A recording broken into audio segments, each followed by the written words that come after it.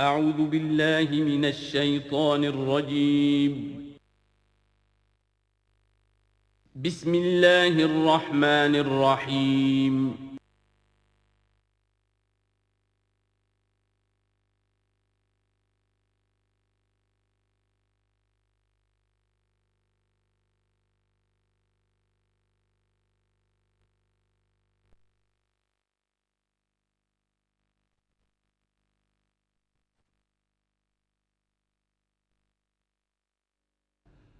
الحمد للہ وکفیٰ والصلاة والسلام علی عبادہ الذین اصطفیٰ،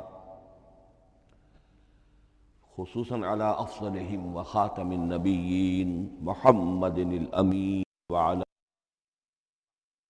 معین. اما بعد فاعوذ باللہ من الشیطان الرجیم. بسم اللہ الرحمن الرحیم. رب اشرح لی صدری ویسر لی امری واحلل عقدۃ من لسانی یفقہوا قولی. اللہم ربنا آنس وحشتنا فی قبورنا وارحمنا بالقرآن العظیم. اللہم اجعلہ لنا اماما ونورا وہدی ورحمہ. اللہم ذکرنا منہ ما نسینا وعلمنا منہ ما جہلنا وارزقنا تلاوتہ آناء اللیل وآناء النہار واجعلہ لنا حجتا یا رب العالمین آمین. کل دو نشستوں میں تعارف قرآن کے ضمن میں جن عنوانات پر گفتگو ہو چکی ہے ان میں سے ایک تشنا رہا قرآن حکیم کی ترتیب اور تقسیم. اس کی تدوین کے بارے میں گفتگو ہماری مکمل ہو چکی تھی کہ قرآن حکیم کی تدوین 3 مراحل میں مکمل ہوئی. اولاً خود حضور صلی اللہ علیہ وسلم نے اللہ تعالیٰ ہی کے حکم سے قرآن مجید کو مرتب کر دیا اور اس مرتب شکل میں امت کو منتقل کیا. ترتیب معین ہو چکی تھی لیکن وہ کتابی شکل میں ما بین الدفترین جمع نہیں ہوا. اس کے بعد دوسرا مرحلہ آیا حضرت ابوبکر صدیق رضی اللہ تعالی عنہ کے عہد خلافت کے دوران، جب بہت سے حفاظ شہید ہو گئے جنگ یمامہ میں تو تشویش پیدا ہوئی کہ قرآن حکیم کو کتابی شکل کے اندر مرتب بھی کر لیا جائے، جمع کر لیا جائے. چنانچہ یہ کام حضرت ابوبکر صدیق کے عہد خلافت میں پورا ہو گیا اور اس کے لیے مصحف کا نام حضرت عبداللہ ابن مسعود کی تجویز پر حضرت ابوبکر صدیق رضی اللہ تعالیٰ عنہ نے طے کیا. لیکن اس کے چونکہ ابھی پڑھنے کے انداز میں لوگوں کو کافی آزادی دی گئی تھی کہ اپنے اپنے لہجے کے مطابق لوگ پڑھ سکتے ہیں، تو اس سے محسوس ہوا کہ اب اس کے لکھنے کے انداز میں بھی فرق آ رہا ہے. تو اس لیے ضرورت محسوس ہوئی کہ اس کا ایک اسکرپٹ، ایک رسم الخط جو متفق علیہ ہو، اجماعی ہو، وہ طے کر دیا جائے. چنانچہ یہ تیسرا مرحلہ حضرت عثمان رضی اللہ تعالیٰ عنہ کے عہد خلافت میں طے پایا. اسی لیے اس کو اب مصحف عثمانی کہتے ہیں، اس لیے کہ وہ رسم الخط اب ہمیشہ ہمیش کے لیے طے ہے. اس کے آفیشل نسخے تیار کیے گئے اور بڑے بڑے شہروں میں جو بھی اس وقت اس مسلمان ممالک تھے ایک ایک نسخہ بھیج دیا گیا اور باقی نسخے جو ہیں وہ طرف کر دیے گئے. تو اس طریقے سے گویا کہ ربع صدی کے اندر اندر یہ تینوں مرحلے جو ہیں مکمل ہو گئے ہیں. اور جیسا کہ میں نے عرض کیا، سب تسلیم کرتے ہیں کہ جو قرآن آج ہمارے پاس ہے وہ وہی ہے بعینہ ہی جو محمد الرسول اللہ نے اپنی امت کو دیا تھا. البتہ جہاں تک قرآن کی ترتیب اور تقسیم کا تعلق ہے، بعض باتیں تو میں بیان کر چکا ہوں، ان کا صرف اجمالی اعادہ کروں گا. نمبر 1 یہ کہ قرآن کی جو بیسک یونٹ ہے، بنیادی اکائی، وہ آیت ہے. آیت کو ہم جملہ نہیں کہہ سکتے، آیت کو ورس نہیں کہہ سکتے، مصرع نہیں کہہ سکتے، اس کی اسی اصطلاح کو ہمیں ریٹین کرنا ہوگا. آیتیں چھوٹی بھی ہیں، بڑی بھی ہیں. آیتیں صرف حروف مقطعات پر بھی مشتمل ہیں اور مرکبات ناقصہ پر بھی مشتمل ہے، پورے جملے کی ایک آیت بھی ہے اور کئی جملوں پر ایک آیت بھی مشتمل ہے۔ یہ تمام امور توقیفی ہیں، یعنی حضور صلی اللہ علیہ وسلم کے بتانے پر موقوف علیہ، ان میں کسی کے اجتہاد کو، کسی منطق، کسی گرامر، کسی نحو، کسی بیان کے کسی اصول کو کوئی دخل نہیں۔ جہاں تک آیتوں کی تعداد کا تعلق ہے وہ مختلف فی ہے، وہ اتفاقی نہیں ہے، اس لیے کہ 6,500 کے لگ بھگ آیات ہیں۔ فرق کیوں ہے؟ ایک بڑا فرق تو اس وجہ سے واقع ہو جاتا ہے کہ تمام سورتوں کے آغاز میں جو آیت بسم اللہ لکھی ہوئی ہے اس کے ضمن میں ایک اختلاف ہے کہ آیا ہر مرتبہ اس آیت کو کاؤنٹ کیا جائے یا نہ کیا جائے۔ صرف ایک سورت ہے سورہ توبہ جس کے شروع میں آیت بسم اللہ نہیں ہے، باقی 113 سورتوں کے آغاز میں بسم اللہ لکھی ہوئی ہے۔ تو بعض حضرات اس کو سمجھتے ہیں کہ یہ کاؤنٹ نہیں کی جائے گی، بلکہ یہ تو در حقیقت صرف سورتوں کے درمیان فصل اور فرق قائم کرنے کے لیے یہ آیت بسم اللہ لکھ دی گئی ہے۔ تو آپ سمجھیے کہ جو اس پہ اختلاف ہوگا تو 113 کی عدد کا فرق تو اسی سے واقع ہو جائے گا۔ بعض اور مقامات پر بھی آیات کی تعداد میں قدر اختلاف ہے وہ روایات ہی کی بنیاد پر، کسی شخص کو خود یہ حق حاصل نہیں ہے کہ وہ اس میں کوئی فرق کر سکے، تبدیلی کر سکے۔ بہرحال 6,500 کے لگ بھگ آیات ہے قرآن حکیم کی۔ آیتیں مل جل کر سورتوں کی شکل میں ہیں، ان کی تعداد متفق علیہ ہے 114۔ سورت سور سے بنا ہے، سور کے معنی فصیل ہے، گویا کہ ہر سورت جو ہے وہ اللہ تعالیٰ کے علم، معرفت، حکمت کا ایک شہر ہے۔ سورتوں میں آیات کے باہمی ربط کے حوالے سے اس کے معنی کے اندر اور اس کی حکمتوں کے اندر اضافہ ہوتا ہے، ربط آیات۔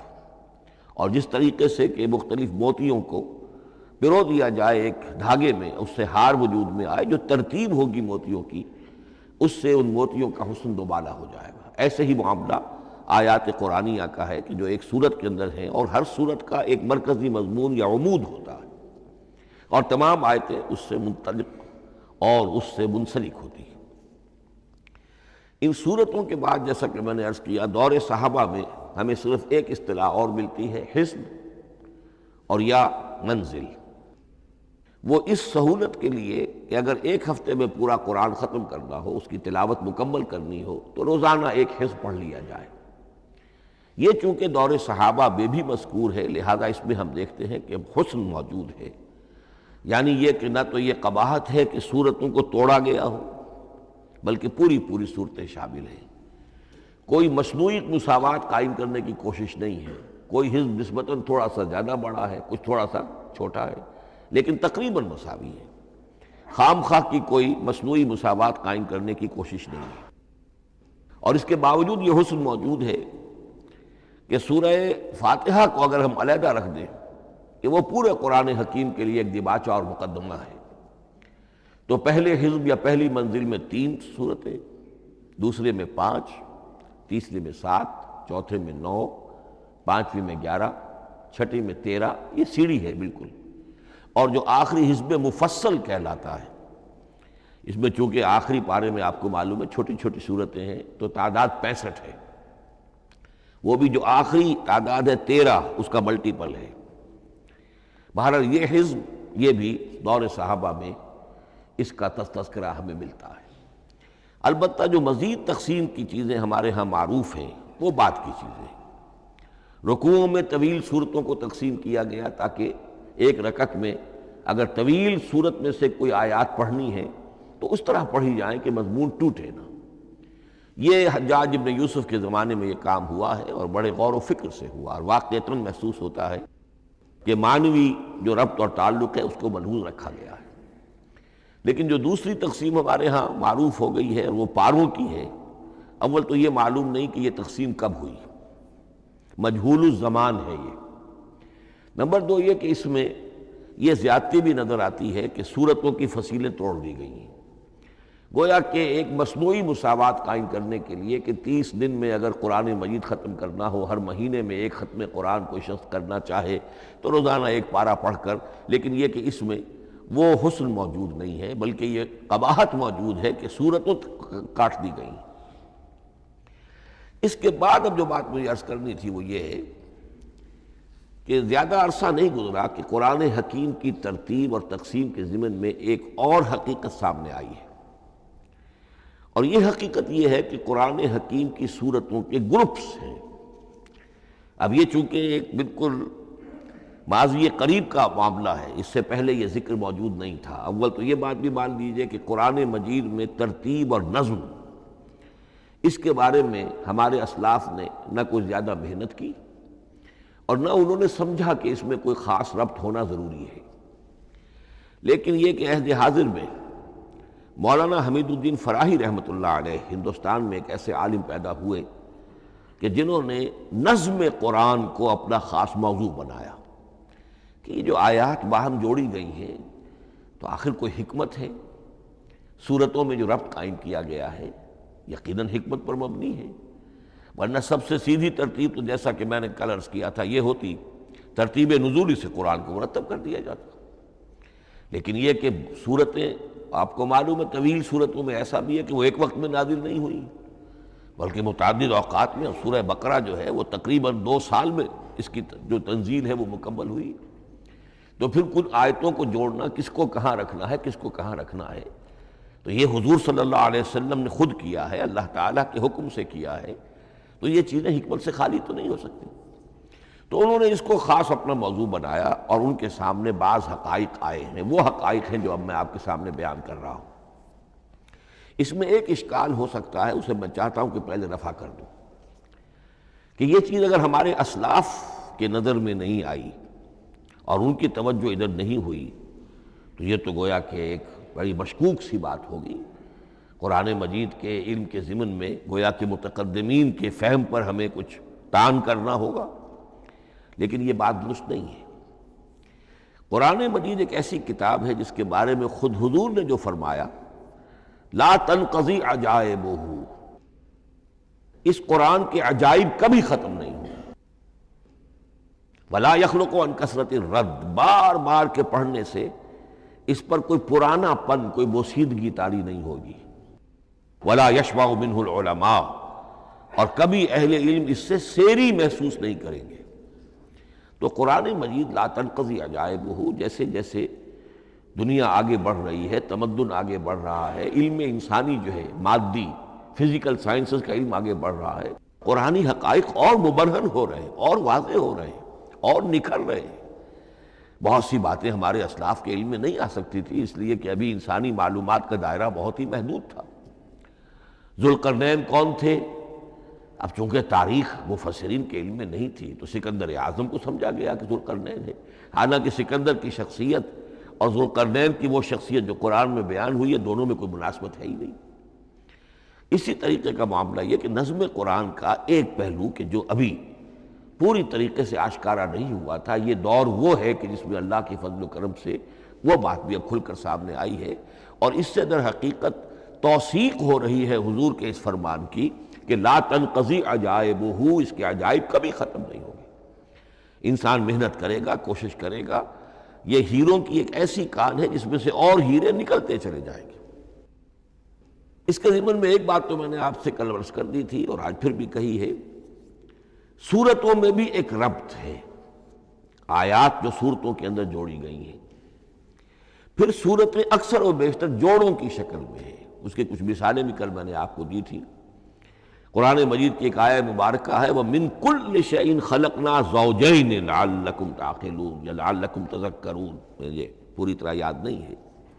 ہم نے ہر شے کو جوڑوں کی شکل میں پیدا کیا، اگرچہ اس کو چونکہ قرآن مخلوق نہیں ہے ہم اس پر اس کا اطلاق نہیں کریں گے، لیکن من کل شیء خلقنا زوجین، اس میں اس قدر کیٹیگوریکل سٹیٹمنٹ ہے کہ معلوم ہوتا ہے کہ یہ اصول اتنا اللہ تعالیٰ کے ہاں اتنا پسندیدہ ہے کہ قرآن مجید کی صورتوں میں بھی یہ صورتوں کے بھی جوڑوں کی شکل میں ہونا یہ بہت ہی اظہر من الشمس ہے۔ بعض جگہوں پر تو اظہر من الشمس ہے، بعض جگہوں پر ذرا تدبر کر کے بات معلوم ہوتی ہے۔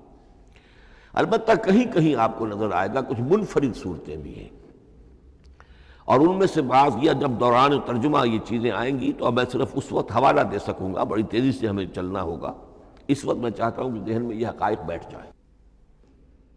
بعض جگہوں پر آپ دیکھیں گے تین تین صورتوں کے گروپ ہیں، ان میں سے دو کے مابین تو نسبت زوجیت کامل ہے، بلکہ یہ سمجھ لیجئے نسبت زوجیت کہتے کس کو ہے؟ دو چیزیں مل کر کسی مقصد کی تکمیل کریں، ان دونوں میں ایسی نسبت ہونی چاہیے ریسیپروکل کہ وہ ایک دوسرے کی تکمیل کے لیے اور کسی مقصد کے حصول کے لیے ان کے مابین ایک تعلق قائم ہو، یہ زوجیت ہے۔ اسی طریقے سے قرآن مجید میں جب صورتیں آتی ہیں جوڑوں کی شکل میں تو کسی مضمون کا ایک رخ وہ ایک صورت میں آ جائے گا، اس کا دوسرا رخ دوسری صورت میں آ جائے گا، اور دونوں مل کر جسے ہم کہتے ہیں تصویر کے دونوں رخ، وہ رخ مکمل ہو جائیں گے، بات پوری ہو جائے گی۔ البتہ بعض جگہوں پر ہے کہ تین تین صورتوں کے سب گروپس ہیں۔ میں اس معاملے میں گروپ کا لفظ ریٹین کر رہا ہوں، اس لیے کہ قدیم تو یہ تصور تھا نہیں، جدید اصطلاح ہے، تو اس میں چونکہ اب بہت سے الفاظ انگریزی زبان کے اب اردو میں آ گئے ہیں کہ اس کی جگہ کوئی اور بہت ہی کوئی کوشش کر کے لفظ آیا جائے تو وہ شاید زیادہ عام فہم نہیں ہوگا، یا عام فہم ہے۔ تو گروپس اور سب گروپس، چھوٹے گروپ بڑے گروپ، تو یہ چھوٹے گروپ جو ہے تین تین صورتوں کے، ان میں سے دو کے مابین تو نسبت زوجیت بتمام و کمال ہوگی، اور تیسرے کی حیثیت ضمیمے کی ہوگی۔ اس کی مثالیں بعد میں آئیں گی۔ البتہ یہ جو ضمیمے ہوتے ہیں خود ان کے، یا جو دوسری منفرد صورتیں ہیں، خود ان میں آپ کو فصل کے ساتھ نسبت زوجیت مل جائے گی۔ اس سے آگے چلیے، اب اصل ہے وہ شے جس کو میں آج چاہتا ہوں بیان کرنا۔ قرآن حکیم کی صورتوں کی ایک گروپنگ اس اعتبار سے سامنے آئی، کچھ صورتیں مکی پھر مدنی، پھر مکی پھر مدنی، پھر مکی پھر مدنی، پھر مکی پھر مدنی۔ ایسا کیوں ہے؟ بڑی قابل غور بات ہے، اس میں کوئی حکمت ہے؟ اور عجیب بات یہ سامنے آئی، اس اعتبار سے بھی قرآن کے 7 گروپ بنتے ہیں، ہر گروپ میں ایک یا ایک سے زائد مکی صورت اور پھر ایک یا ایک سے زائد مدنی صورتیں، ایک گروپ پورا ہو گیا۔ دوسرے گروپ میں پھر ایک یا ایک سے زائد مکی صورت، پھر ایک یا ایک سے زائد مدنی صورتیں، وہ پھر گروپ مکمل ہو گیا۔ یہ گروپ بھی قرآن حکیم میں 7 ہیں۔ یہ گروپ جو ہے قرات کے لیے نہیں ہے، یہ گروپ جو ہے معنوی تقسیم ہے، غور و فکر کے اعتبار سے، کہ ہر گروپ کا ایک عمود ہے، ایک مرکزی مضمون ہے، اور جس طریقے سے صورتیں دو مل کر ایک مضمون کی تکمیل کرتی ہیں، اسی طرح ہر گروپ کی مکی اور مدنی صورتیں مل کر ایک بڑے مضمون کی تکمیل کرتی ہیں۔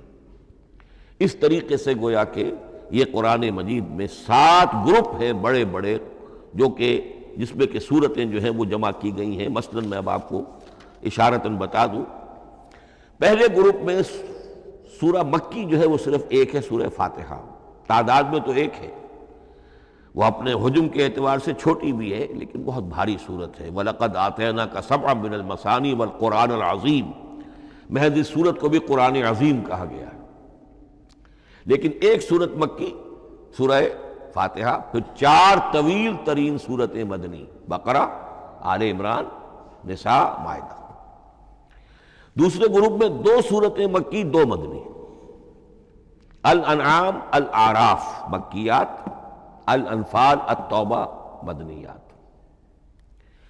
تیسرا گروپ چلتا ہے، 14 صورتیں مسلسل چلی جا رہی ہیں مکی، سورہ یونس سے، سورہ یونس، سورہ ہود، سورہ یوسف، سورہ رعد، سورہ ابراہیم، چلتے جائیے، سورہ حجر، سورہ نحل، سورہ بنی اسرائیل، سورہ کہف، سورہ مریم، سورہ طٰہٰ، سورہ انبیاء، سورہ حج اور سورہ مومنون، 14 صورتیں۔ اب آئی ایک مدنی صورت، سورہ نور۔ یہ تیسرا گروپ مکمل ہو گیا۔ چوتھے گروپ میں بھی یہی بات آپ کو نظر آئے گی۔ الفرقان سے سورہ سجدہ تک 8 صورتیں مکی ہیں، اور پھر ایک صورت آتی ہے سورۃ الاحزاب، وہ مدنی ہے۔ اب یہ جو ایک ایک صورتیں آئی ہیں، سورہ نور اور سورہ احزاب، ہر شخص کو اندازہ ہو جائے گا یہ آپس میں جوڑے کی شکل رکھتی ہیں، ان کے مضامین بہت ایک دوسرے سے مشابہ ہیں، بہت مشابہ ہیں۔ لیکن یہ کہ وہ اس طریقے کا جوڑا نہیں ہے کہ اسی گروپ میں ان کا جوڑا موجود ہو، اس کا جوڑا جو ہے وہ دوسرے گروپ میں ہے۔ پھر آئیے پانچواں گروپ ہے سورہ سبا سے احقاف تک، یہ 13 صورتیں مکی ہیں، اور پھر سورہ محمد صلی اللہ علیہ وسلم سے سورۃ الحجرات تک 3 صورتیں مدنی ہیں، یہ کل 16 صورتیں ہیں۔ چھٹے گروپ میں سورہ قاف سے سورہ واقعہ تک 7 صورتیں یہ مکی ہے، اور سورہ حدید سے سورہ طلاق تک 10 صورتیں مدنی ہیں، یہ 17 صورتیں ہیں۔ آخری جو ہے وہ سورۃ الملک سے سورۃ الاخلاص تک 46 صورتیں، اور سورہ معوذتین جو ہے یہ 2 ہے کہ جو مدنی ہے۔ بعض کا اس میں اختلاف ہے، وہ میں بعد میں عرض کروں گا، لیکن جو میری رائے ہے وہ میں آپ کے سامنے رکھ رہا ہوں۔ اس طریقے سے یہ 7 گروپ جو ہیں قرآن مجید میں سورتوں کے وجود میں آئے۔ ہر گروپ کا ایک مرکزی مضمون ہے۔ مثلا پہلے گروپ کا مرکزی مضمون شریعت ہے۔ سورہ فاتحہ میں اہدنا الصراط المستقیم، اے اللہ ہمیں سیدھا راہ دکھا، سیدھے راستے کی ہدایت بخش۔ اب وہ سیدھا راستہ کیا ہے؟ شریعت خداوندی، شریعت الہی، اور شریعت مکمل ہو جاتی ہے ان 4 صورتوں میں۔ شریعت محمدی کا جو بلو پرنٹ ہے، ابتدائی خاکہ جو ہے وہ آپ کو سورہ بقرہ میں ملے گا، اور اس کی جو تکمیلی صورتیں ہیں، تکمیلی احکام ہیں، وہ سورہ مائدہ۔ اس کے علاوہ اس گروپ میں جو زیادہ زور ہے وہ سابقہ امت مسلمہ سے گفت و شنید۔ سابقہ امت مسلمہ میں یہودی اور نصارہ دونوں شامل ہیں۔ اب ان پر جرح بھی ہے، ان پر تنقید بھی ہے، ان کو ملامت بھی ہے، ان کو ان کی قرارداد جرم ان کے خلاف جو ہے وہ بھی دی گئی ہے، اور پھر یہ کہ ان کو معزول کر کے اور نئی امت کو اس مقام پر نصب کرنے کا اعلان ہے، اور ان کو بڑی زوردار دعوت ہے کہ اب محمد پر ایمان لاؤ اور قرآن پر ایمان لاؤ صلی اللہ علیہ وسلم۔ یہ پہلا گروپ ہے۔ اسی طریقے سے ہر گروپ کا، اب یہ ساتھ ساتھ جب ہم چلیں گے تو میں تفصیل کے ساتھ بیان کرتا جاؤں گا کہ اس گروپ کا یہ مرکزی مضمون ہے، اور اس طور سے یہ صورتیں آپس میں ایک دوسرے کے ساتھ مربوط ہیں۔ ان گروپوں میں آپ نے دیکھا ہوگا کہ پہلے اور آخری گروپ ان کی ایک ریسیپروکل سی صورت ہے کہ پہلے گروپ میں مکی صورت صرف ایک چھوٹی سی، اور مدنی صورتیں 4-6 پارے سے زائد پر پھیلی ہیں، جبکہ آخری گروپ میں سارے دونوں پارے جو ہے سورہ ملک سے شروع ہو کر مکی صورتوں پر مشتمل ہے، آخر میں آ کر چھوٹی چھوٹی صورتیں وہ مدنیات ہیں۔ یہ ایک دوسرے کے بالکل ریسیپروکل ہیں، کانورس۔ لیکن دوسرا گروپ ادھر سے اور دوسرا ادھر سے، یعنی چھٹا، یہ بڑے متوازن ہیں۔ 2 صورتیں مکی، 2 مدنی، اور ادھر 7 صورتیں مکی اور 10 مدنی، لیکن 7 صورتیں جو ہیں وہ 3 رکوعوں کی ہیں، ان میں سے ایک 4 رکوع کی بھی ہے، اور اکثر و بیشتر وہ جو دوسری ہے وہ 2 رکوعوں کی ہے، تقریباً متوازن بنتی ہے۔ تو درمیان میں جو ہے ان میں جو مدنی صورتوں کا حصہ بہت کم ہے، اکثر و بیشتر جو ہے وہ مکی صورتیں ہیں۔ ان مکی صورتوں کے اندر بھی جو 6 گروپ تقریباً بنتے ہیں، اس لیے کہ پہلی گروپ کے اندر تو مکی صورت صرف سورہ فاتحہ ہے، تو ان میں سے پہلے 2 گروپوں میں رسالت کا مضمون مرکزی مضمون ہے، درمیانی 2 گروپوں میں توحید کا مضمون مرکزی مضمون ہے، آخری 2 گروپوں میں انذار آخرت کا مضمون مرکزی مضمون ہے۔ آخری صورتیں آپ کو معلوم ہے سورہ قاف سے شروع ہو کر، تو پھر یہ انذار آخرت جو ہے ان سب کا مرکزی مضمون ہے۔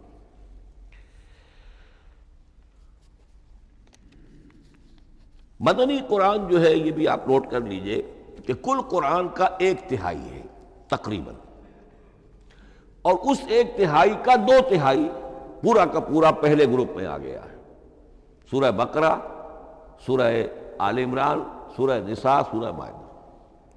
باقی تو پھر جا کے سورہ احزاب، سورہ نساء، پھر 3 چھوٹی صورتیں، پھر آخر میں 2 بہت چھوٹی چھوٹی صورتیں، سورہ انفال اور سورہ توبہ۔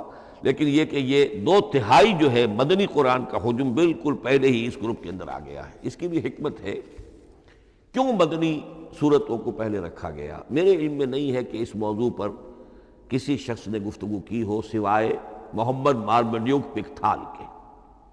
میرے علم کی حد تک ہو سکتا ہے کہ کسی اور مفسر نے، کسی محقق نے کوئی بات کہی ہو اس سے بھی زیادہ وزنی کہی ہو، لیکن میرے علم کی حد تک مارمڈیوک پکتھال نے اپنے ترجمہ کیا ہے انگریزی میں، اس کے دیباچے میں اس موضوع پر گفتگو کی ہے، بڑی بہت ہی عمدہ بات کہی ہے۔ انہوں نے کہا کہ جب یہ قرآن نازل ہو رہا تھا تو اصل اہمیت ایمان کی تھی، پہلے لوگ ایمان لائیں اور پھر جو ایمان لائے ان کو پھر احکام دیے گئے کہ یہ کرو اور یہ نہ کرو، یہ حلال ہے، یہ حرام ہے، یہ فرض ہے، وغیرہ وغیرہ۔ لیکن جب ایک امت وجود میں آ گئی، امت کے وجود میں آنے کے بعد اب نسلاً مسلمان پیدا ہو رہے ہیں، ان کے ہاں اب ضرورت پہلے اسلام کی ہے، چاہے بچہ چھوٹا ہی ہے پہلے اسے احکام سکھائے جائیں گے، بچہ چھوٹا ہی ہے نماز پڑھنی سکھائی جائے گی، بچہ چھوٹا ہی ہے روزہ رکھنا سکھایا جائے گا۔ تو امت کے اس طرح تشکیل پا جانے کے بعد اب اصل اہمیت جو ہے وہ احکام کی ہو گئی ہے، احکام اب مقدم ہے، اور ایمان کا معاملہ جو ہے وہ اس کے بعد مؤخر ہے۔ کوئی شخص بالغ ہوگا، ذہین ہوگا، فطین ہوگا، غور و فکر کی صلاحیت سے اگر اللہ تعالیٰ نے اسے بہرور کیا ہوگا پھر وہ حقیقت ایمان تک رسائی حاصل کرے گا، ورنہ یہ ہے کہ عام ایک مسلمان جو ہے اسے جہاں تک احکام کا تعلق ہے ان پر تو عمل کرنا ہی ہے۔ تو یہ بڑی میں سمجھتا ہوں کہ ذہانت پر مبنی بات ہے کہ جو محمد مارمیلیوک پکتھال نے کہی ہے، اور مجھے اس سے اتفاق ہے۔ اب آئیے اگلا معاملہ، اگلی بحث، اگلا موضوع، قرآن کا موضوع کیا ہے؟ کیا قرآن فلسفے کی کتاب ہے، سائنس کی کتاب ہے؟ کیا یہ جیولوجی کی کتاب ہے، فزکس کی کتاب ہے، کس چیز کی کتاب ہے؟ تو پہلی بات یہ سمجھیے، قرآن کا موضوع ہے انسان، لیکن انسان کی اناٹمی نہیں، انسان کی فزیولوجی نہیں، انسان کی انتھروپولوجی نہیں، کچھ نہیں، انسان کی ہدایت۔ یہ ہدایت کا لفظ بنیادی ہے قرآن مجید کے لیے۔ چنانچہ دیکھیے ذرا نوٹ کر دیجئے، سورہ بقرہ کے شروع ہی میں ھدی للمتقین، پھر اس کے وسط میں ھدی للناس، سورہ یونس میں فرمایا ھدی ورحمۃ للمؤمنین، سورہ لقمان میں فرمایا ھدی ورحمۃ للمحسنین، سورۃ البقرہ اور النحل میں فرمایا، نمل میں ھدی وبشریٰ للمؤمنین، آل عمران میں وموعظۃ للمتقین، ھدی وموعظۃ للمتقین، پھر 3 مرتبہ الہدی هو الذی ارسل رسولہ بالہدی ودین الحق لیظہرہ علی الدین کلہ۔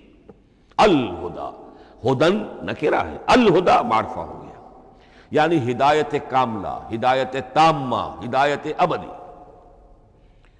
اسی طرح سورۃ النجم میں فرمایا وَلَقَدْ جَاءَهُم مِّن رَّبِّهِمُ الْهُدَىٰ، سورۃ الجن میں وَإِنَّا لَمَّا سَمِعْنَا الْهُدَىٰ آمَنَّا بِهِ، سورہ بنی اسرائیل میں وَمَا مَنَعَ النَّاسَ أَن يُؤْمِنُوا إِذْ جَاءَهُمُ الْهُدَىٰ، سورہ بنی اسرائیل میں بھی یہ الفاظ آئے، سورہ کہف میں بھی آئے۔ تو قرآن کا موضوع ہے ہدایت، اور اس کو اب ذہن میں رکھیے کہ انسان کے علم کے 2 گوشے ہیں۔ علم انسانی 2 حصوں میں منقسم ہے، ایک حصہ ہے فزیکل ورلڈ کا علم جو حواس کے ذریعے سے حاصل ہوتا ہے، مادی حقائق ان کا علم۔ حواس 5 ہمارا دیکھنا، سننا، سونگھنا، چکھنا، چھونا، یہ تمام صلاحیتیں ہیں، ان سے کچھ معلومات حاصل ہوتی ہیں، اور عقل کا یہ کمپیوٹر ان کو پروسیس کرتا ہے، اس سے نتائج نکالتا ہے، نتائج نکال کے سٹور کر لیتا ہے۔ پھر مزید کوئی معلومات حواس کے ذریعے سے حاصل ہوتی ہیں، اب ان کو وہ پھر پروسیس کر کے جو سابق میموری سٹورڈ ہے اس کے ساتھ ریکنسائل کر کے کوئی اور نتیجہ اخذ کرتا ہے۔ اس طرح رفتہ رفتہ رفتہ رفتہ انسان کا یہ علم بڑھتا چلا جا رہا، اور ہم نہیں کہہ سکتے کہ ابھی اور کہاں تک جائے گا۔ آج سے چند 100 سال پہلے بھی انسان تصور نہیں کر سکتا تھا کہ انسانی علم وہاں پہنچ جائے گا جہاں آج پہنچ چکا ہے۔ اس علم کا وحی سے کوئی تعلق نہیں،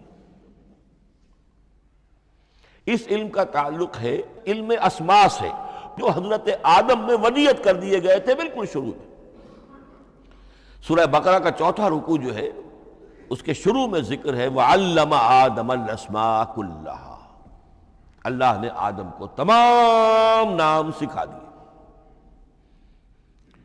اور اس کے آخر میں ذکر ہے جب آدم کو اور حوا کو حکم دیا گیا کہ اب زمین میں جا کر اور وہاں کا چارج سنبھالو، تو فرمایا وَإِمَّا يَأْتِيَنَّكُم مِّنِّي هُدًى فَمَن تَبِعَ هُدَايَ فَلَا خَوْفٌ عَلَيْهِمْ وَلَا هُمْ يَحْزَنُونَ۔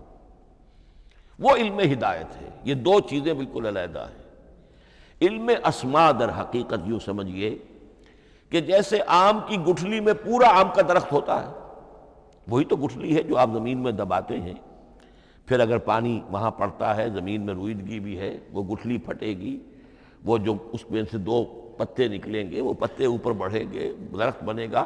وہ پورا درخت جو ہے آم کی گٹھلی میں موجود تھا، صرف اسے پورا درخت بننے میں 2 سال 3 سال 4 سال لگیں گے، لیکن درخت موجود تھا، پوٹینشلی بالقوہ پورا درخت آم کی گٹھلی میں موجود تھا۔ ایکچولی بالفعل وہ آم کا درخت جو ہے کئی سال کے اندر وجود میں آیا۔ بعین ہی یہ معاملہ ہے، کل مادی حقائق کا کل علم حضرت آدم علیہ السلام کے وجود میں ودیعت کر دیا گیا پوٹینشلی۔ اب اس کی ایکسفولیشن ہو رہی ہے، وہ بڑھتا جا رہا ہے، برگ و بار لا رہا ہے۔ اور یہ علم جو ہے اس کا تعلق جیسا کہ میں نے عرض کیا آسمانی ہدایت سے نہیں ہے، اب یہ خود رو پودا ہے، بڑھتا چلا جا رہا ہے، اور کہاں تک پہنچے گا؟ علامہ اقبال نے صحیح تعبیر کی ہے، عروج آدم خاکی سے انجم سہمے جاتے ہیں کہ یہ ٹوٹا ہوا تارا مہ کامل نہ بن جائے۔ علامہ کی زندگی میں تو انسان نے چاند پر قدم نہیں رکھا تھا، لیکن یہ کہ اب تو چاند پر قدم رکھ کر انسان آ چکا۔ تو عروج آدم خاکی سے انجم سہمے جاتے ہیں کہ یہ ٹوٹا ہوا تارا مہ کامل نہ بن جائے۔ یہ ہے انسانی علم۔ اس انسانی علم کے ساتھ اگر وہ علم وہی علم ہدایت نہ ہو تو یہ علم جو ہے بجائے خیر کے شر بن جاتا ہے۔ آج وہ شیطانی قوت بن چکا ہے، وہ علم ہلاکت کا سامان بن چکا ہے، تباہی کا ذریعہ بن چکا ہے۔ لیکن اس کے ساتھ دوسری بات ضروری تھی جو کہ وحی کے ذریعے سے آنے والا علم تھا، فَإِمَّا يَأْتِيَنَّكُم مِّنِّي هُدًى فَمَن تَبِعَ هُدَايَ فَلَا خَوْفٌ عَلَيْهِمْ وَلَا هُمْ يَحْزَنُونَ۔ یہ علم الہدایت جو ہے یہ در حقیقت قرآن حکیم میں آ کر مکمل ہو گیا ہے۔ اس کے لیے بھی میں چاہتا ہوں کہ بات آپ سمجھ لیں، اس میں جو ارتقاء ہوا ہے، پہلی کتابیں نازل ہوئیں ان میں بھی ہدن تو تھی، کل بھی میں نے آپ کو آیت سنائی تھی سورہ مائدہ کی، انا انزلنا التوراۃ فیہا ھدی و نور، ہم نے تورات نازل کی تھی، اس میں ہدایت بھی تھی، نور بھی تھا۔ اسی رکوع میں 7واں رکوع ہے وہ سورہ مائدہ کا، انجیل کے بارے میں فیہ ھدی و نور، اس میں بھی ہدن بھی تھی، ہدایت بھی تھی، نور بھی تھا۔ لیکن یہ ہدایت اور یہ نور درجہ بدرجہ ترقی کر رہا ہے، یہاں تک کہ کامل ہوا ہے، قرآن میں آ کر الہدا بن گیا ہے۔ اب یہ ہدن نہیں، الہدا، کامل ہدایت نامہ۔ اس کی وجہ کیا ہے؟ دیکھیے، ایک بچے کو اگر آپ تعلیم دینا چاہتے ہیں تو اس کی ذہنی سطح کو ملحوظ رکھے بغیر تو نہیں دے سکتے۔ آپ چاہے پی ایچ ڈی استاد رکھ دیں کسی بچے کے لیے، بچہ بھی پرائمری کی تعلیم پا رہا ہے، وہ پی ایچ ڈی کا استاد کیا کچھ پلا دے گا اس کو، کیا پڑھا دے گا اس کو؟ اس کی اپنی استعداد جو ہے ابھی اتنی کم ہے کہ اسی کی مناسبت سے اسے تعلیم دی جائے گی، رفتہ رفتہ وہ آگے بڑھے گا، یہاں تک کہ وہ اپنے پوری عقل کے اور شعور کی پوری شدت اور قوت کو پہنچ جائے گا، بلوغت کو پہنچ جائے گا۔ اب اسے آخری علم پڑھایا جائے گا، اب اسے فلسفہ پڑھایا جائے گا، پہلے وہ ہسٹری پڑھ رہا تھا، اب فلسفی آف ہسٹری پڑھے گا۔ اس حوالے سے تدریجاً اللہ تعالیٰ نے تورات میں صرف احکام ہے، حکمت ہے ہی نہیں، انجیل میں حکمت ہے، احکام ہے ہی نہیں، دونوں مل کر ایک بات کو مکمل کرتی ہیں۔ تورات میں صرف احکام ہے، حکمت ہے ہی نہیں۔ جیسے کہ میں نے عرض کیا تھا، بچے کو آپ بتا دیتے ہیں بھئی روزہ ٹوٹ جاتا ہے اس طریقے سے، روزے کا مطلب یہ ہے اب دن بھر کھانا کچھ نہیں ہے، چاہے بچہ ابھی 6 سال کا ہے، 7 سال کا ہے، 8 سال کا ہے، آپ بتا رہے ہیں احکام تو دے دیے جائیں، یہ کرو یہ نہ کرو، یہ ڈوز ہیں یہ ڈونٹس ہیں۔ تو احکام عشرہ، دی 10 کمانڈمنٹس، احکام دیے گئے، حکمت نہیں۔ ابھی حکمت کا تحمل ان کے لیے ممکن نہیں تھا، ابھی وہ عہد طفولیت ہے نوع انسانی کا۔ یوں سمجھیے کہ آج سے 3500 سال قبل کا انسان، 1400 قبل مسیح میں تورات دی گئی ہے حضرت موسیٰ علیہ السلام کو۔ اب یہ 2000 مسیح آنے والا ہے تو 3400 سال پہلے کی بات ہے، تو انسانی ذہن ابھی جس سطح پر تھا، یہاں تک کہ 2000 سال پہلے حضرت مسیح علیہ السلام کے بھی الفاظ انجیل میں موجود ہیں، اب بھی موجود ہیں۔ اپنے حوارین سے آپ نے فرمایا تھا ابھی مجھے تم سے اور بھی بہت سی باتیں کہنی تھیں، مگر ابھی تم ان کا تحمل نہیں کر سکو گے، جب وہ فارقلیت آئے گا تو تمہیں سب کچھ بتائے گا۔ یہ پیشن گوئی تھی محمد الرسول اللہ صلی اللہ علیہ وسلم۔ ابھی تم تحمل نہیں کر سکتے، ابھی 600 برس اور چاہیے تمہاری ذہنی بلوغت کے لیے۔ تو الہدا مکمل ہوا ہے قرآن حکیم میں آ کر۔ البتہ ایک نقطہ اس میں نوٹ کیجئے، قرآن مجید اگرچہ کتاب ہدایت ہے، سائنس کی کتاب نہیں ہے، لیکن اس میں سائنٹیفک فینومینا کی طرف اشارے موجود ہیں، چونکہ قرآن مجید ان تمام جو بھی یہ کائناتی حقائق ہیں ان سب کو آیات الہیہ قرار دیتا ہے۔ ان فی خلق السماوات والارض واختلاف اللیل والنہار والفلک التی تجری فی البحر بما ينفع الناس وما انزل اللہ من السماء من ماء فاحیا بہ الارض بعد موتها وبث فیہا من کل دابۃ وتصریف الریاح والسحاب المسخر بین السماء والارض لآیات لقوم یعقلون۔ یہ سب نشانیاں ہیں اللہ کی قدرت، اللہ کی عظمت، اللہ کے علم کامل، اللہ کی حکمت بالغہ، سب نشانیاں۔ تو یہ جو فزیکل فینومینا ہے ان کی طرف قرآن ریفر کرتا ہے۔ بعض حقائق وہ ہے کہ جن کا تعلق اسٹرانومی سے ہے، کل فی فلک یسبحون، یہ تمام اجرام سماویہ جو ہیں یہ اپنے اپنے مدار میں تیر رہے ہیں، معلوم ہوا ہر شے حرکت میں ہے۔ انسان پر تو ایک دور ایسا گزرا ہے وہ یہ سمجھتا تھا زمین ساکن ہے اور سورج حرکت کر رہا ہے، پھر ایک دور آیا کہا نہیں سورج ساکن ہے، زمین حرکت کرتی ہے، اس کے گرد چکر لگاتی ہے، اور آج ہمیں معلوم ہوا ہر شے حرکت میں ہے، ہر شے۔ سورج کا بھی اپنا ایک مدار ہے، اس میں وہ حرکت کر رہا ہے اپنے پورے کنبے کو لے کر، یہ پورا سولر سسٹم اس کا کنبہ ہے، اس پورے کنبے کو لے کر وہ بھی ایک مدار میں حرکت کر رہا ہے۔ تو معلوم ہوا کل فی فلک یسبحون۔ اب یہ کل کا لفظ جس طرح منقع ہو کر، جس طرح مبرہن ہو کر، جس شان کے ساتھ آج وہ حویدہ ہوا ہے، واضح ہوا ہے، آج سے پہلے انسان کو معلوم نہیں تھا۔ تو یہ جو فزیکل فینومینا ہے جن کی طرف قرآن مجید ریفر کرتا ہے، یہ اگرچہ قرآن کا اصل موضوع نہیں ہے، لیکن ایک بات جان لیجئے کہ قرآن مجید میں ان فزیکل فینومینا کے بارے میں جو بات کہی گئی ہے وہ غلط نہیں ہو سکتی، اور یہ وہ حقیقت ہے کہ جو اس دور میں آ کر اتنی واضح ہوئی ہے۔ آپ نے نام سنا ہوگا ڈاکٹر مورس بکائی کا، یہ فرانسیسی سرجن تھے، انہوں نے مطالعہ کیا، کمپیریٹیو اسٹڈی کی، قرآن بائبل دونوں کی، بائبل سے مراد اولڈ ٹیسٹمنٹ نیو ٹیسٹمنٹ دونوں، اور وہ اس نتیجے پر پہنچا کہ پورے قرآن میں کوئی ایک لفظ ایسا نہیں ہے جسے ہماری ساری سائنسی انکشافات میں سے کسی نے غلط ثابت کیا، جبکہ تورات میں بے شمار چیزیں ایسی ہیں کہ سائنس انہیں غلط ثابت کر چکی ہے۔ The science, the Quran and the Bible.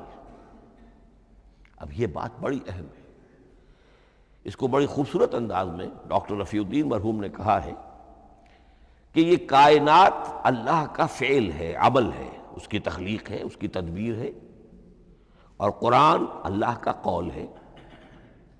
قول و عمل میں تضاد ممکن نہیں، عام انسان کے قول و عمل میں تضاد ممکن نہیں، اللہ کے قول و فعل میں اور قول و عمل میں تضاد ہو سکتا ہے۔ ہاں یہ ہو سکتا ہے کہ ایک دور میں انسانوں نے بات سمجھی نہ ہو، ان کا ذہن وہاں تک پہنچا نہ ہو، ان کی معلومات کا دائرہ ابھی اس حد تک ہو کہ ان حقائق تک نہ پہنچا ہو، لیکن جیسے جیسے وقت آئے گا مزید حقائق منکشف ہوں گے اور یہ بات اور زیادہ سے زیادہ واضح سے واضح تر ہوتی چلی جائے گی کہ جو کچھ قرآن میں لکھا ہے وہی برحق ہے۔ ہاں، آج سے پہلے انسانی ذہن اس حد تک رسائی حاصل کرنے کا اہل نہیں تھا، اور یہ ہے در حقیقت آیت قرآن حکیم کی۔ یہ سورہ حامیم السجدہ کی لاسٹ بٹ ون آیت ہے، سَنُرِيهِمْ آیاتنا فِي الْآفَاقِ وَفِي أَنفُسِهِمْ حَتَّى يَتَبَيَّنَ لَهُمْ أَنَّهُ الْحَقُّ۔ ہم انہیں دکھاتے چلے جائیں گے اپنی نشانیاں، آفاق میں بھی انفس میں بھی۔ سَنُرِيهِمْ آیاتنا فِي الْآفَاقِ وَفِي أَنفُسِهِمْ حَتَّى يَتَبَيَّنَ لَهُمْ، یہاں تک کہ یہ بات پوری طرح نکھر کر مبرہن ہو کر ان کے سامنے واضح ہو جائے گی، انہ الحق، کہ قرآن حق ہے۔ اور اسی کی حقیقت جو ہے، جیسا کہ میں نے عرض کیا، ایک تو مورس بکائی کو ذہن میں رکھیے، اور ایک اور شخص کینیڈا میں ایک بہت بڑا ڈاکٹر ہے کہ جو امبریولوجسٹ ہے، اور اس کی جو ٹیکسٹ بکس ہے جو امبریولوجی پر، علم جنین، یعنی رحم مادر میں جو بچے کی پرورش ہوتی ہے کیسی ہوتی ہے، کن کن سٹیجز سے گزر کر ہوتی ہے، یہ علم جنین یا امبریولوجی، تو سٹینڈرڈ ٹیکسٹ بک ہے دنیا میں اس کی، ڈاکٹر کیتھل مور کی۔ اور وہ حیران رہ گیا کہ میں نے جب قرآن کا مطالعہ کیا کہ آج سے 1400 برس قبل، جبکہ نہ مائکروسکوپ تھی، نہ ڈسیکشن ہوتا تھا ابھی ہیومن باڈی کا، یہ حقائق جو قرآن بیان کر رہا ہے، وَلَقَدْ خَلَقْنَا الْإِنسَانَ مِنْ صُلَالَةٍ مِّن مَّاءٍ مَّهِينٍ ثُمَّ جَعَلْنَاهُ نُطْفَةً فِي قَرَارٍ مَّكِينٍ ثُمَّ خَلَقْنَا النُّطْفَةَ عَلَقَةً فَخَلَقْنَا الْعَلَقَةَ مُضْغَةً فَخَلَقْنَا الْمُضْغَةَ عِظَامًا فَكَسَوْنَا الْعِظَامَ لَحْمًا۔ یہ کہاں سے معلوم ہوئے؟ اور واقعہ یہ ہے کہ اس سے زیادہ صحیح تعبیر ممکن نہیں۔ تو یہ حقائق ذہن میں رکھیے کہ اگرچہ قرآن مجید سائنس کی کتاب نہیں ہے، لیکن جن سائنسی حقائق یا جن سائنسی فنومینا کی طرف قرآن نے ریفر کیا ہے وہ یقیناً حق ہے، چاہے تاحال ہم ان کی حقانیت کو نہ سمجھ پائیں۔ مثلا آج بھی مجھے نہیں معلوم کہ قرآن جو 7 آسمان کہتا ہے تو وہ 7 آسمان سے کیا مراد، مجھے نہیں معلوم، لیکن مجھے یقین ہے کہ ایک وقت آئے گا کہ انسان سمجھے گا کہ ٹھیک ٹھیک یہ الفاظ جو ہیں 7 آسمان، یہ منطبق ہوتے ہیں اس حقیقت پر جو آج ہمارے علم میں آئی ہے، پہلے نہیں آئی تھی۔ البتہ ایک اور نقطہ جو بہت اہم ہے عملی اعتبار سے، میں نے اسی لیے یہ ساری تمہید کی ہے کہ قرآن سائنس کی کتاب نہیں ہے، نہ سائنس کی ہے نہ ٹیکنالوجی کی ہے۔ اس حوالے سے ایک بڑا منطقی نتیجہ نکلتا ہے، اور وہ یہ ہے کہ اگر ہمارے اسلاف نے قرآن کی ان آیات کا کوئی خاص مفہوم معین کیا اپنے دور کی معلومات کی سطح پر، ہمارے لیے لازم نہیں ہے کہ ہم اس کی پیروی کریں۔ سائنسی فنومینا کو جو سائنسی ترقی ہو رہی ہے اس کے حوالے سے سمجھیں گے۔ یہاں تک کہ اب آخری بات عرض کر رہا ہوں، خود حضور کا فرمان بھی اس میں قطعی نہیں ہوگا۔ یہ بات بہت ثقیل اور گراں گزرے گی بہت سے لوگوں پر۔ سائنس اور ٹیکنالوجی میں اگر حضور کی کوئی حدیث بھی سامنے آ جائے تو اس کو بھی ہم کوئی دلیل قطعی نہیں سمجھیں گے۔ اس کی وجہ کیا ہے؟ ایک واقعہ بہت اہم ہوا حضور کی زندگی میں۔ حضور جب ہجرت فرما کر تشریف لائے مدینہ منورہ، تو آپ کو معلوم ہے کہ حضور کی پیدائش مکے کی، ساری زندگی آپ نے وہاں گزاری۔ وہ وادی غیر ذی زرع ہے، وہاں کوئی پیداوار، کوئی زراعت، کوئی کاشت ہوتی نہیں تھی، آپ کو کوئی تجربہ سرے سے نہیں تھا۔ ہاں تجارت کا تجربہ تھا، بھرپور تجارت کی تھی۔ یہاں آئے تو آپ نے دیکھا کھجوروں کے سلسلے میں انصار مدینہ، تعبیر نخل وہ اس کا ایک اصطلاح ہے۔ کھجور ایک ایسا پودا ہے جس کا ایک فیمیل فلاور ہوتا ہے اور ایک میل علیحدہ۔ اب میل فلاور اور فیمیل فلاور ان دونوں کو قریب لے آئیں تو اس سے اس بات کا زیادہ امکان ہو جاتا ہے فرٹیلائزیشن ہو اور پھل بنے اور زیادہ آپ کو پھل حاصل ہو، فصل زیادہ ہو۔ اگر وہ فاصلے پر رہیں گے تو ہو سکتا ہے کہ اس کا امکان کم ہو، تو وہ ان کو قریب جوڑ دیتے تھے۔ حضور نے دیکھا تو آپ نے فرمایا کہ آپ لوگ ایسا نہ کریں تو کیا ہے، یعنی نیچر جو ہے، nature can take care of it self. آخر فطرت ہے، فطرت نے یہ ساری چیزیں بنائی ہیں، آپ ایسا نہ کریں تو کیا ہے؟ صرف یہ کہا آپ نے روکا نہیں، لیکن ظاہر بات ہے صحابہ کرام کے لیے رضوان اللہ تعالی علیہ مجمعین حضور کا اتنا کہنا بھی گویا کہ حکم کے درمیان، انہوں نے اس سال وہ کام نہیں کیا، فصل کم ہو گئی۔ اب وہ ڈرتے ڈرتے جھجکتے جھجکتے حضور کی خدمت میں آئے۔ حضور آپ نے فرمایا تھا ہم نے وہ نہیں کیا، تعبیر نخل اس سال نہیں کی ہم نے، فصل کم ہوئی ہے۔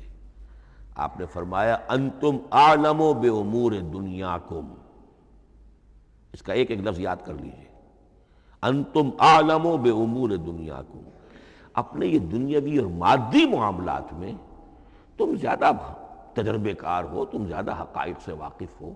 میں عالموں کا لفظی ترجمہ یہاں کرنا جو ہے اس کی جرت مجھے نہیں ہو رہی، تم زیادہ واقف ہو ان چیزوں سے، میں یہ چیزیں سکھانے نہیں آیا۔ آپ ٹیکنالوجی پڑھانے نہیں آئے تھے، آپ طب سکھانے نہیں آئے تھے، آپ کوئی اور سائنس پڑھانے نہیں آئے تھے، ورنہ تو ہم شکوہ کرتے کہ آپ نے ہمیں ایٹم بم بنانا کیوں نہیں سکھا دیا پہلے ہی۔ نہیں، یہ موضوع ہی نہیں ہے۔ قرآن کا موضوع معین ہونا چاہیے۔ قرآن کا موضوع انسان کی ہدایت، اس ہدایت کے لیے جس قدر اس کو ضرورت ہے علم کی کہ وہ جو یہ فزیکل فینومینا ہیں ان کے حوالے سے بھی ہدایت حاصل کرے، اس حد تک ان کا تذکرہ ہے۔ لیکن یہ یقین اور ایمان ہونا چاہیے کہ قرآن مجید کے الفاظ میں جو شے مضمر ہے وہ کبھی غلط ثابت نہیں ہوگی۔ یہ ہو سکتا ہے کہ قرآن کی کسی آیت کا کوئی مفہوم ہمارے اسلاف نے 1000 برس پہلے یا 600 برس پہلے سمجھا ہو اور وہ مفہوم غلط ثابت ہو جائے، وہ ایک علیحدہ بات ہوگی، لیکن قرآن مجید کا ٹیکسٹ جو ہے اس کے اندر کہیں ایسی بات نہیں آ سکتی۔ اب آئیے فہم قرآن کے اصول۔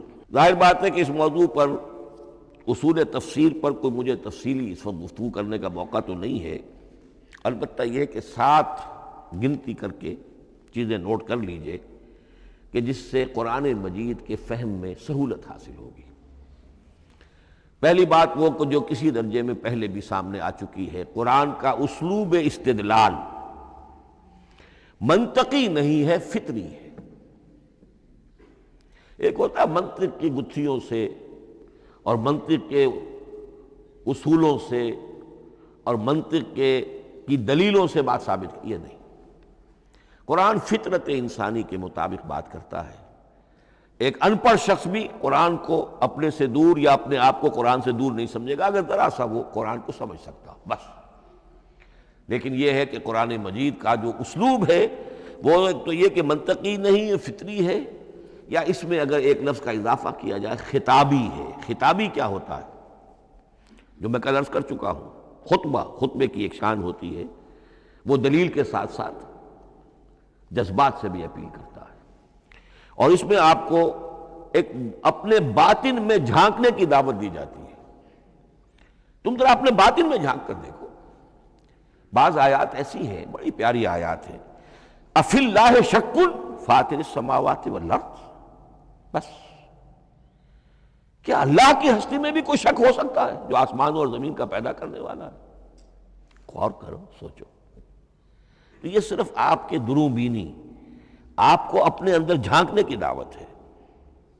اسی طرح اَإِنَّكُمْ لَتَشْهَدُونَ أَنَّ مَعَ اللَّهِ آلِهَةً أُخْرَىٰ، کیا واقعتاً تم اس کی گواہی دیتے ہو کہ اللہ کے ساتھ کوئی اور بھی الہ ہے؟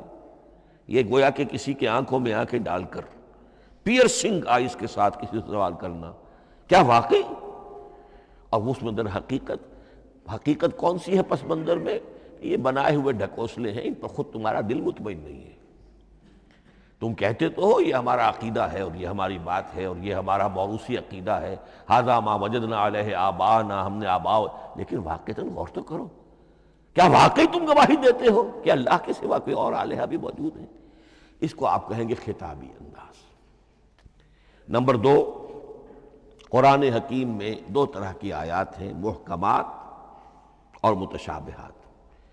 یہ سورہ آل عمران کے شروع میں یہ بہت اہم مضمون جو ہے وہ آ گیا ہے۔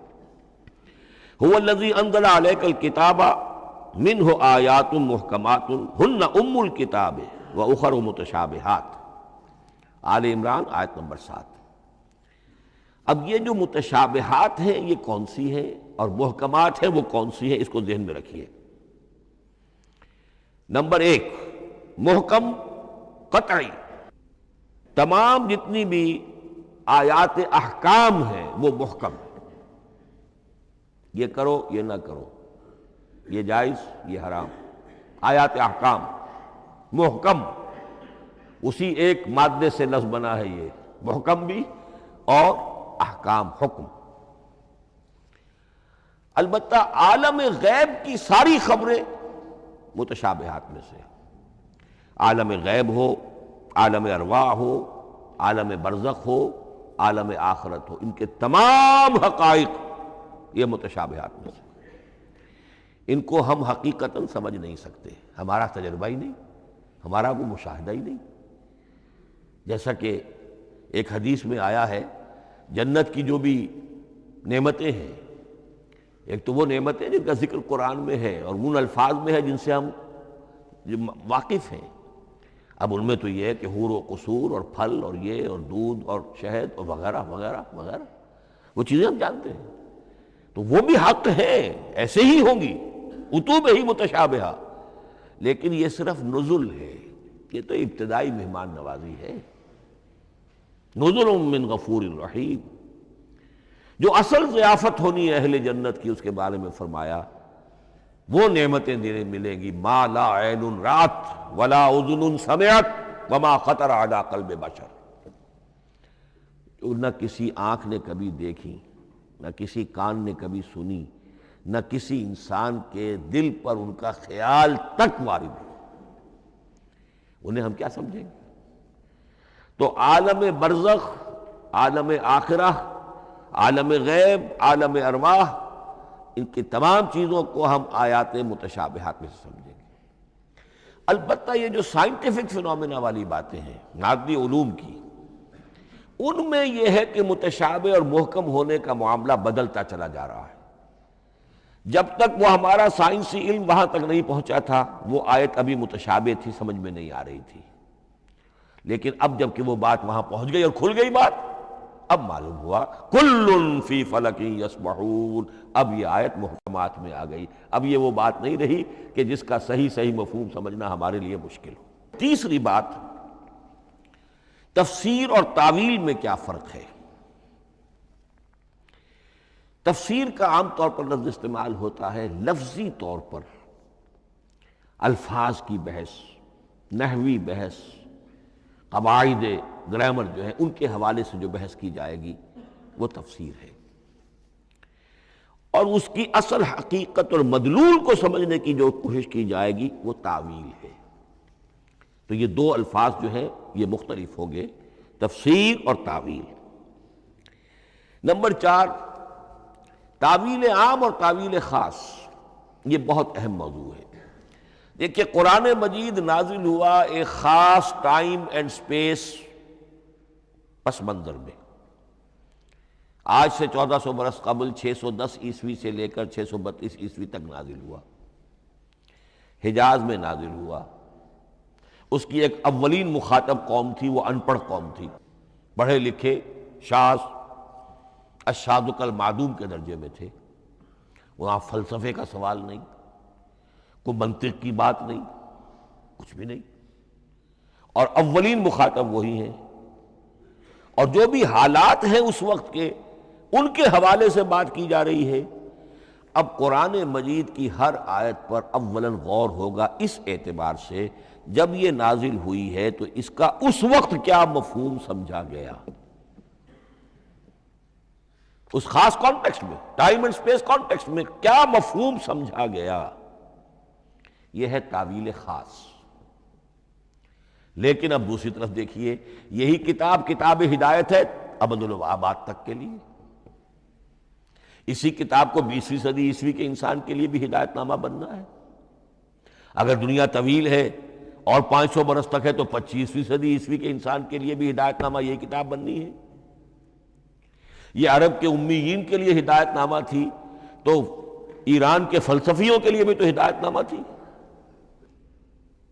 لہذا ان الفاظ کے اندر یہ قرآن کے اعجاز کا وہ پہلو ہے جو بہت نمایاں ہے، کہ ان الفاظ کے اندر کہ جو ایک خاص کانٹیکسٹ میں نازل ہوئے اور اس وقت ان کا ایک معین مفہوم سمجھا گیا، انہی میں وہ عموم بھی موجود ہے کہ اسی سے ہمیشہ ہمیشہ کے لیے ہدایت اخذ کی جا سکتی ہے۔ اس کو ہم کہیں گے تعویل عام، اس کانٹیکس سے ذرا نکال کر اب اس آیت کے الفاظ، اس کا در و بست، اس کا ما سبق، اس کے بعد ما بعد، سیاق و سباق، اس کے حوالے سے بیٹھ کر بات کی جائے۔ تعویل خاص میں شان نزول پیش نظر رہے گا، تعویل عام میں اس آیت کے الفاظ، ان کا در و بست اور آیت کا سیاق و سباق، یہ زیادہ زیر بحث رہے گا۔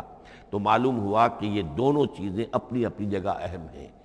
نہ تو انسان صرف تعویل خاص تک اپنے آپ کو محدود کر لے، اگر وہ کرے گا تو گویا کہ وہ صرف اس دور کا قرآن پڑھ رہا ہے، آج کا قرآن وہ نہیں پڑھ رہا۔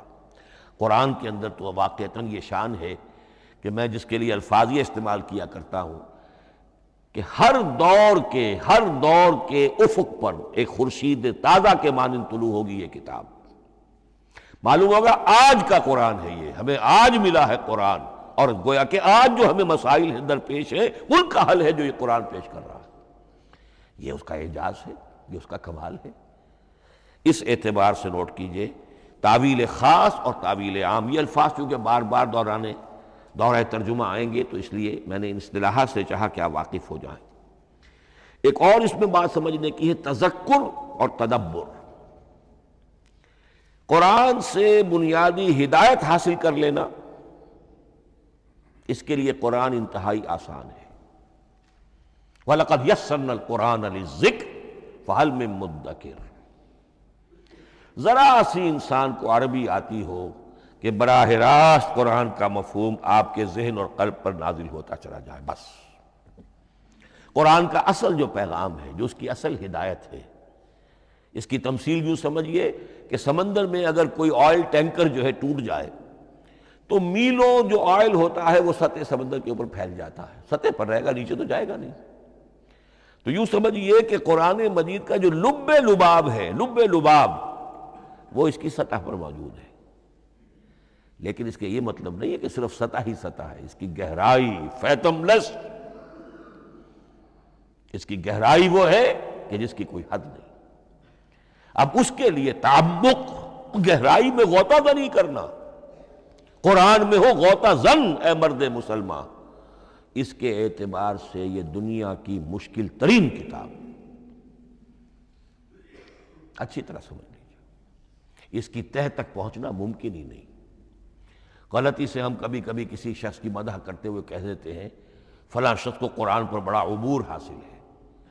ایک عالم دین نے یہ الفاظ میرے بارے میں کہہ دیے تھے، میں نے فوراً ٹوک دیا۔ میں نے کہا آپ کیا، یہ قرآن کی آپ نے گویا کہ قرآن مجید کی شان میں گستاخی کی ہے، قرآن کی توہین کی ہے۔ عبور کہتے ہیں ایک کنارے سے دوسرے کنارے کو چلے جانا، دریا عبور کر لیا، قرآن کے کنارے ہے ہی نہیں، یہ ناپیدا کنار سمندر ہے، اس سمندر کا کوئی کنارہ نہیں، نہ اس کی گہرائی اور نہ اس کے کنارے۔ لہذا پوری زندگی کوئی امام راضی ہو، کوئی زمخشری ہو، کوئی ہو، پوری زندگی کھپا کر بھی وہ یہ نہیں کہہ سکے گا کہ میں نے قرآن مجید کو بتمام و کمال سمجھ لیا ہے۔ معاذ اللہ، معاذ اللہ، معاذ اللہ، ناممکن۔ وراء الورا ثم وراء الورا، یہ ہے تذکر اور تدبر۔ اس کے لیے تو پوری زندگی انسان کھپائے، پورا وقت اس کے لیے لگائے، پوری صلاحیت کھپا دے، تب بھی وہ بہت سی جگہوں پر پھر بھی کہے گا واللہ عالم۔ امام رازی کو بھی نہ معلوم کتنے مقامات پر جا کر یہ کہنا پڑا ہے کہ اللہ بہتر جانتا ہے۔ اعلم ان ھذا المقام مقام غامض عمیق مہیب، یہ مقام تو بہت مہیب ہے، پرہیبت ہے، بہت گہرا ہے، بہت غامض ہے۔ امام رازی کہہ رہے ہیں، 30 جلدوں میں تفسیر لکھنے والا شخص۔ اقول قولی ھذا واستغفر اللہ لی ولکم ولسائر المسلمین والمسلمات۔